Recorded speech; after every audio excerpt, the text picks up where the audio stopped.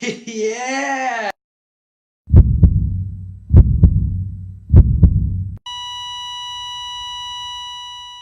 What's going on, guys? Welcome back to Flatline Detonation. So, we gotta find out how broken is White Girl. As you guys remember, if you watched the last video, it's not making any power, which... thumbs down. I'm assuming it's the turbo. I'm gonna do a couple things to make sure the engine is healthy. Verify it is a turbo first of all. Pull the intercooler off, pull the downpipe off, pull the inlet off, and just check to see if the turbo has a bunch of shaft play in there, which I'm assuming it will, and then just see overall what went through the engine, because obviously if the engine is bad, something's going on. It could be sending particles through the engine. Obviously gonna have to drain the oil, check through that, make sure everything is fine there. It did have plenty of oil pressure, so I know the bearings aren't bad per se, but that's just one thing you have to check for to make sure a bunch of shrapnel didn't make it through your engine and just gum everything up, because that will inevitably lead to an engine failure. So let's dive in, check it out, and see what happens. Man, if the turbo's bad, what are we gonna do? I got an idea. Yeah! I'm just kidding, guys. This would be like a nuke to this poor little EJ engine. Do not put these on a Subaru. Buy a different car. We're actually gonna use the turbo out of this thing. This is my buddy Roland's car. It's a pretty sweet Baja. He has got a ported TD04. It's perfectly running fine, but he is upgrading to this bad boy. It's a VF40 with a billet wheel. He's doing a little upgrade. He's a little worried about the 5-speed in this car. As long as he takes it easy, it should last a little while, but this should be a nice little upgrade for him. For me, it could be a free turbo.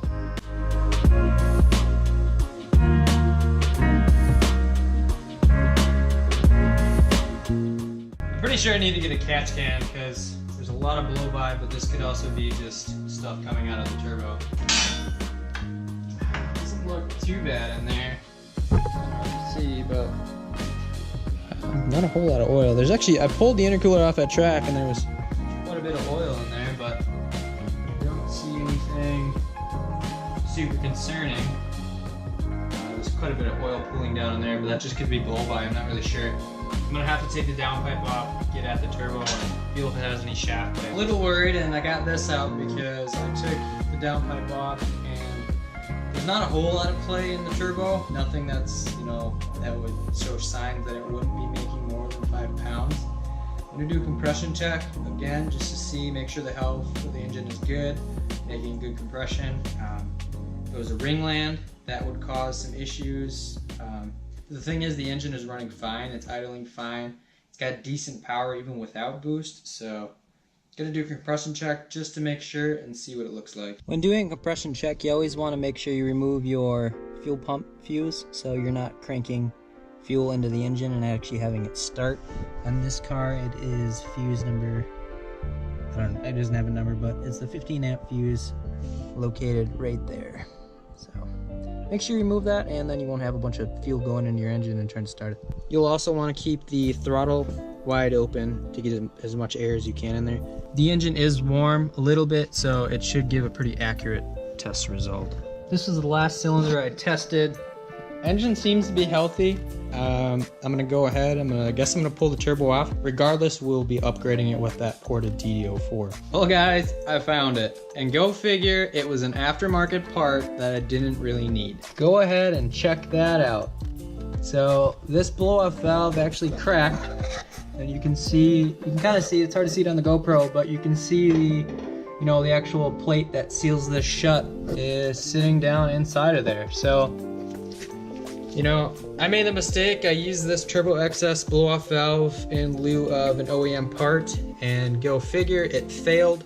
The OEM blow-off valve is actually good to like 400 horsepower. So, again, keep it simple, keep it stupid. Use an OEM part that you know is going to work. This thing failed, and it caused me half a day on the track that I couldn't have any fun with. So use OEM parts and you won't have to deal with stuff like this. And I'm not saying all aftermarket parts are bad, but you have to be smart about how you're mounting your car. Something like this, you don't need. I thought it'd be nice to, mess with it, because I've never actually messed with a blow-off valve like this, but again, I made the mistake of using the aftermarket part that I didn't need. I should have known better, and it caused me issues. The cool thing is though, is we do have that turbo. It is a bit of an upgrade of what we have. This one, we couldn't get as much boost out of it as we wanted to. But that one, hopefully we'll be able to run 20 pounds, and this thing will be rock solid and back on the road. Check that out. Went ahead and took the top off because this is like an adjustable pressure rated one. Missing an end. There's the end. I was really nervous that something could have went down through the intercooler and into the engine, but it looks like it was a clean break, which is crazy that this thing broke like that. I mean, Turbo XS is supposed to be a good brand, but apparently this one just had enough of life and gave up. I did pick up a quote new blow-off valve. It's just a used one from one of my buddies, so we'll go ahead and throw that on there. I was noticing quite a bit of oil in here, so we're gonna have to definitely put a catch can on the car. I'd like to put the car back together, even though I have that other turbo that's in the Forester that we'll be putting on. I just want to make sure everything's gonna work fine. It's super easy to work on this thing, so I'll throw it back together, make sure it's all working good, see if we actually picked up more boost with the stock blow-off valve, and then we'll take it all back apart.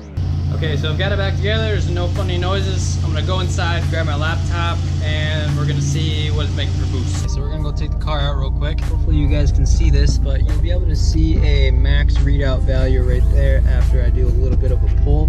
That'll just tell us how much PSI the car is making. I don't have a boost gauge in here yet. I really should have one, but the computer reads it, and honestly, if there's an issue, there's an issue. There's nothing I can do about it.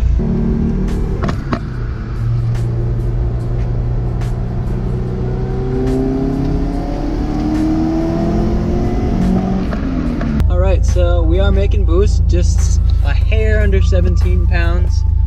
I was also monitoring if there's any knock feedback, which we didn't have anything. It's running a hair lean under wide open throttle. I'm seeing like 12.5 to 1. I'd like it to be more towards 12.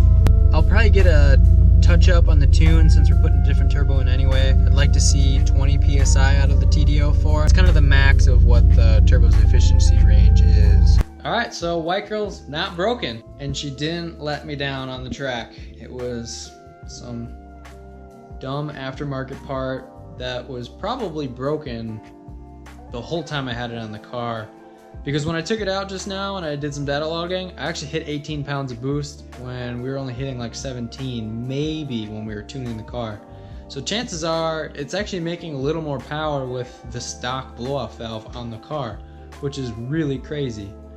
I mean, most guys are putting blow-off valves on because they think they're making more power and it's making their car more reliable. It's a good mod when it's really not.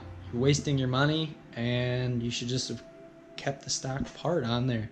I'm gonna end it here. The next time you see me working on anything, we're gonna knock out the new turbo on that Baja, because regardless, I have to do that for my friend and get him out on the road, and he's gonna make some power with that thing. So thanks for watching. We'll see you guys next time.